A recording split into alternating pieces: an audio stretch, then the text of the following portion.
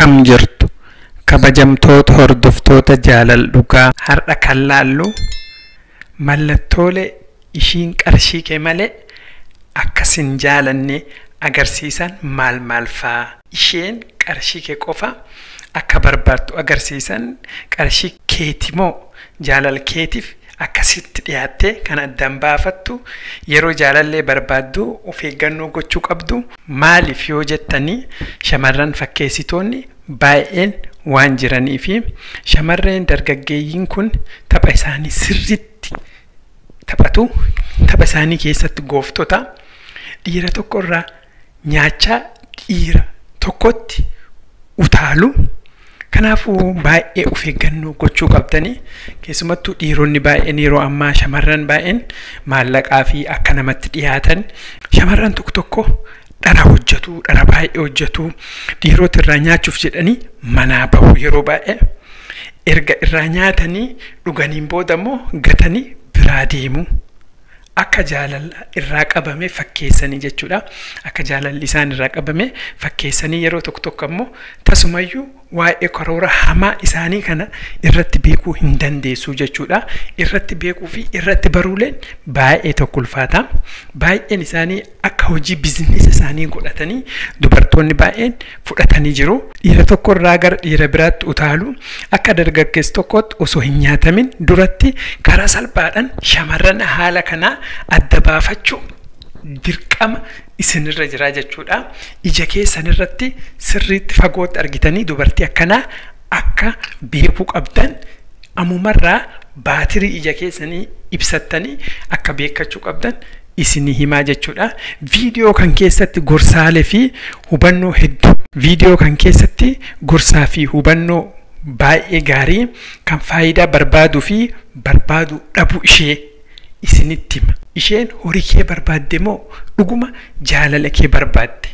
Hayyee adda baafachuu barbaaddami hanga dhuma viidiyoo kanaatti na wajjin turuudhaan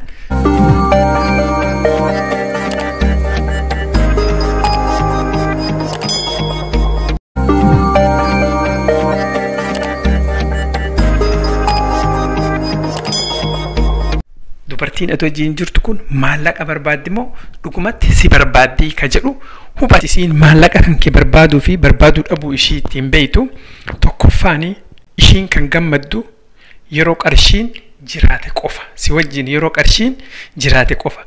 Rakkina keessa si wajjin darbuu hin barbaaddu. Eeyyee gammachuun ishii siruma qarshii irratti kan hundaa'e. Qarshiin yeroo tokko bahuu jiraannan rakkinni hin jiru. Kun madda gammachuu yeroo baay'ee dubartii akkasiitii fi qarshiin jiraannan rakkoon waan tokko hin jiru. Kun madda gammachuu isiiti. Isheen kan gammaddu yeroo qarshiin jiraate qofaa jechuudha. Mallattoon tokkoffaan ittiin beekuu dandeenyu jechuudha. Kan ishiin barbaaddu hundumtu qarshii qofa. Eessaa akka qarshii kan argattu fi akkamitti akka argattu tasuma hin yaaddoftu. Yeroo ati qarshii dhabde si dhiiste deemtii jechuudha. Kun jaalalaa miti, mallattoo ishiin qarshii qofa akkasirraa barbaaddu mul'isuutii jechuudha. Kanaafuu ishiin kan gammaddu qarshii qofa yoo qarshii argite qofa taanaan achi biratti shakkuu qabdaa jechuudha. Kan biraa ammoo tapha akka nama mararfamuu yookaan ammoo akka nama miidhamee of gooti jechuudha. Fakkeenyaaf akka abbaan ishii yookaan ammoo haati ishii dhukkubsatanii fakkeessituan sitti himti jechuudha. Tapha akkasii sun taphatti nama miidhame fakkaatti. Yeroo baay'ee yoo maatiin isheelleen kan miidhamuu baate taate yookaan obboleewwan ishii yookaan hiriyyaan ishiitti dhiyoo jiru ni miidhama. Yeroo baay'ee rakkinni akkasii kana sitti himti jechuudha. San qofaa miti, akkasumas kiraa manaa fi biizinesi ishii hojii ala akka ta'e yookaan ammoo nama kiraa manaa qabu yookaan ta'u taate yookaan nama biizinesi qabu taate rakkinna keessa akka jirtu akka yaada guddaa keessa jirtu sin dimti jechuudha.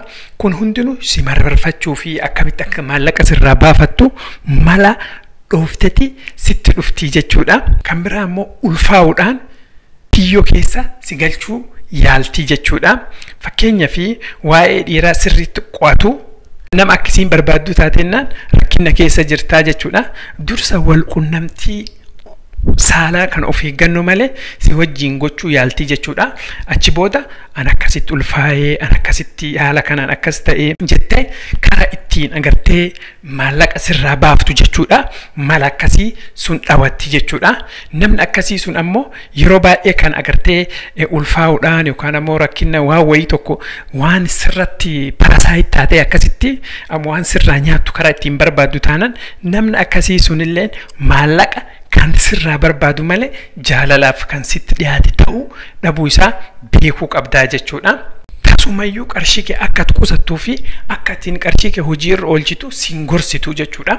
Isii wanni isin feetu qarshii sun akka isin ittiin bashannantan akka waan wayii tokko ittiin baaftan akka karaa biraa ittiin deemtanii malee akka ittiin hojjattee nama taatu yookaan akka immoo ittiin qusattee of jajjabeessitu jaalala keessan akka isin itti hojjeewanneettani siin gorsitu jechuudha. Wanni isin barbaaddu akkuma qarshiin kun ittiin bahu yeroo baay'ee karaa birriin kan kee ittiin bittinnaa'u qofa si gorsiti jechuudha. Kan biraa ammoo hojii hojjechuu yookaan ammoo fedhii ogummaa biraa barus hin barbaaddu jechuudha. Dhiironni tokko tokko karaa salphaan shamarran akka kanaatii fi akka kufan hojii hin feetu ogummaa siin barbaaddu wanni siin barbaaddu qarshiin kan kee karaa kamiin akka bahu qofa ati akkamitti akka sirraa jiraattu qofa malee jaalalaa yookaan ammoo waan biraatiif akkas fedhii hin qabne keessumatti gonkumaa barachuu yookaan ammoo jijjiiruu yookaan ammoo egeriif si wajjin jiraadhattee waan akkasii karoora hin qabdu jechuudha. Ammoo kabiraa ammoo yeroo baay'ee midhaaginni isii kunuunfachuu akka barbaaddu kan ammoo midhaaginni isii kan kunuunsuuf ammoo qarshiin baay'ee akkasii barbaachisu yeroo baay'ee sitti himti jechuudha. Kunis mallattoo isiin qarshii qofaa fi akkasitti dhiyaatte mul'isu jechuudha. Namni yoo qarshiin qabaannellee haaluma jiruun jaalalli jiraannan wama rakkinna hin jiru jechuudha. Garuu isiin midhaaguu fi yookaan waan dibata garagaraa bitachuu fi kophee bitachuu fi uffata bitachuu fi meeshaalee garagaraa bitachuuf qaalii akka ta'ee fi akka baay'eetti qaala'ee fi yookaan ammoo itti fayyadamu akka hin dandeenye si himti jechuudha. Karaa qarshiin irraa sirraa bahu maallaqa haala si mijeessaa jirti jechuudha. Yeroo hundumaa hiriyyaa ishee fiddee dhufti jechuudha. Tasuma hiriyyaa ishee yookaan ammoo nama biraa qabattee dhufti jechuudha. Ati qarshii baaftee baasuu baattee sun dandeessiiti miti garuu ishiin nama biraa nama sadaffaa fiddeeti si wajjin si cinqiti jechuudha. Odoo ati maallaqa feetii hiriyyaa ishiitti illee dhangalaaftee isiin rakkisu rakkinna isiiti miti maallaqni qabahu kan keeti malee kan isiiti miti jechuudha. Kanaafuu namni akkanaa kun nama jaalalaaf sitti dhiyaatu osoo hin taane qarshii qofaaf si dhiyaatu akka ta'e shakkuu qabdaa jechuudha. Maarree hordoftoota kee akkuma armaan olitti dhageettan dubartiin tokko qarshii kan sirraa barbaaddu fi jaalala kan sirraa barbaaddu taanaan kana salphaan adda baafachuu. Viidiyoon kun isinitti tolaan laayik gochuu hin dagatina. Namoota ammoo chaanalii kanaaf haarawaa taatan sabskiraayib gochuudhaan maatii jaalala dhugaa ta'a. Ammoo ispoonsara keenya Aadaa Jaawoo baay'ee galatoomfanna. Hanga viidiyoo biraatiin wal agarrutti nagaan.